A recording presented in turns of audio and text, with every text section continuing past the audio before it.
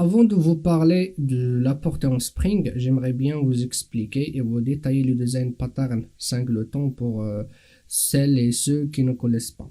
Très bien. Donc, le design pattern singleton, donc c'est un design pattern qui permet de garantir d'avoir une seule et unique instance d'une classe durant tout le cycle de vie de notre application. Très bien. Donc, pour garantir cette contrainte, il faut d'abord, il y a trois contraintes, ou bien il y a trois étapes pour garantir cette contrainte. La première, il faut avoir un attribut de type singleton dans notre classe. On va l'appeler singleton ou classe, c'est pareil. Il faut qu'il soit privé. Ok? Très bien. La deuxième étape, il faut que le constructeur soit privé. Ok? Pourquoi? Parce que il faut pas qu'on laisse à un utilisateur de cette classe-là le droit d'instancier une instance de cette classe. Parce que l'objectif, c'est de garantir l'unicité d'une instance de cette classe-là. Et alors, donc, quand on le met en privé, on pourrait seulement l'utiliser à l'intérieur de la classe. Et donc, on va l'utiliser où? On va l'utiliser seulement à l'intérieur de cette classe. Troisièmement, il faut avoir une fonction qui permet de retourner et d'accéder à cette instance-là. Et donc, souvent, on l'appelle getInstance. Donc, il va nous retourner notre instance courante. Très bien. C'est ça. Si vous avez compris ça, c'est ça le design pattern singleton. Après, il y a plusieurs variétés pour ce design pattern. Alors, le Spring utilise ce design pattern par défaut pour la gestion de cycle de vie des objets ou bien de nos bins. Ok?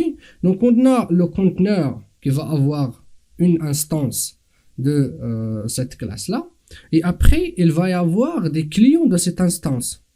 Des clients, ça peut être une fonction, ça peut être une application tierce, ça peut être n'importe quoi. Donc, moi, je l'ai appelé client. Donc, ces clients-là, pour accéder à instance, il faut passer par getInstance.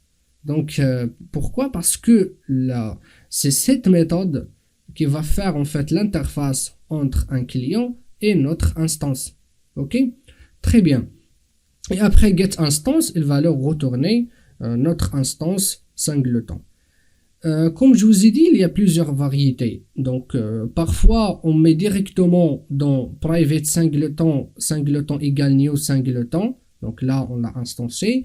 Parfois, c'est dans getInstance. On va tester est-ce que singleton est nul ou non. Donc, si c'est nul, donc on va l'instancier. Sinon, on va passer, on va le retourner. Ça, donc on va avoir des variétés là-dessus. Et aussi, comme vous avez remarqué, on a plusieurs clients. Et ces clients, ils accèdent aux mêmes instances. Et parfois, et souvent le cas, ils peuvent accéder en même temps. Et là, ça va créer en fait des problèmes de synchronisation. Ok?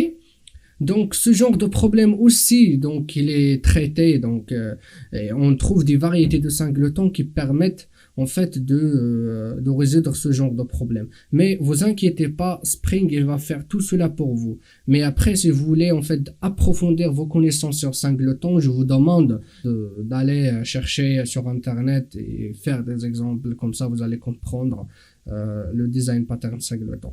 Et aussi, je vous profite, si vous avez aussi le temps de regarder d'autres design patterns, ça va vous permettre aussi d'avoir une idée très très générale sur les design patterns et sur les bonnes pratiques de conception.